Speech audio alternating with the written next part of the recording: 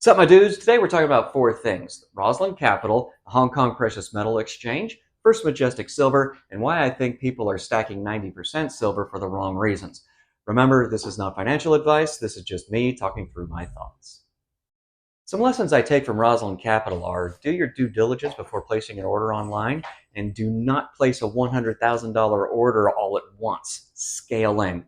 If the only way you're going to be financially secure is if you place a $100,000 order right now, you are already screwed.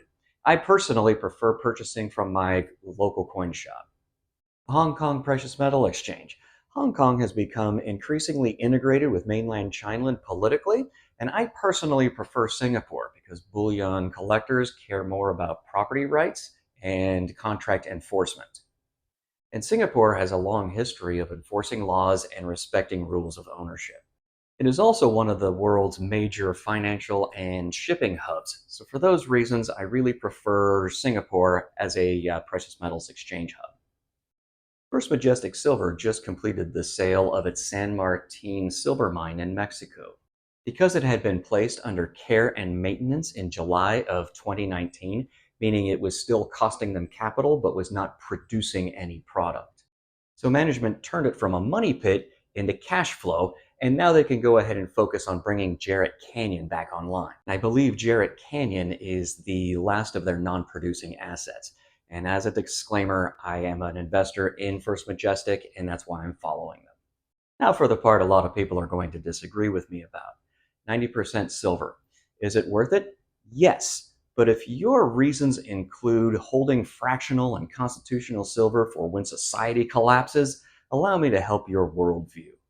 There is a reason why there aren't any realistic movies of survivors of the apocalypse busting into coin shops to steal their silver.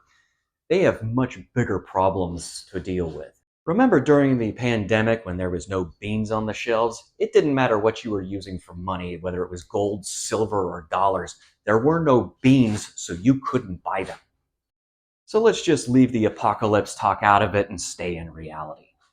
If it includes de-dollarization or change of currency or whatever, even if we do change to the American peso, all of our salaries, investments, and bank accounts are all going to be converted as well.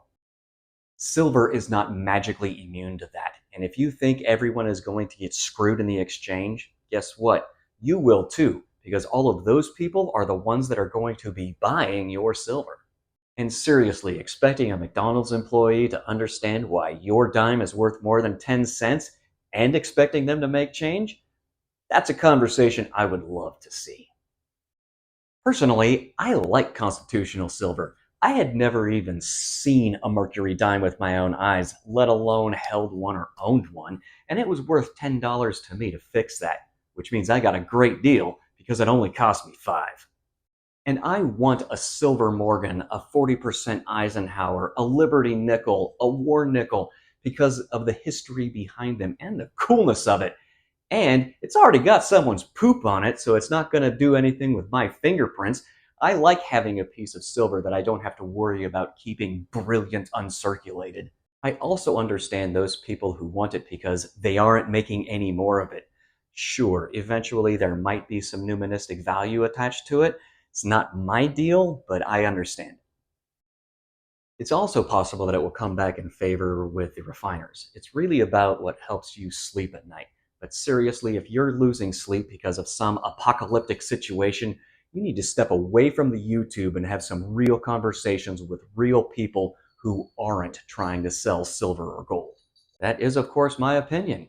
If you enjoy this kind of content, consider subscribing, and I'll see you next week.